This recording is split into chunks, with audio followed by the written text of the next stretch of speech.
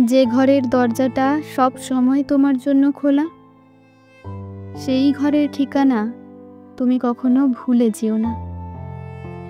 যে হাতে শুধুই তোমার ছোঁয়া, সেই হাত তুমি কখনো ছেড়ে যেও না। যে নাম ধরে শুধু তুমি আমায় ডাকো, সেই নাম ধরে কখনো অন্য কাউকে ডাকতে দিও না। যার জীবনে সর্বদাই নবীন তুমি, তাকে কোনোদিন প্রাক্তন হতে দিও না।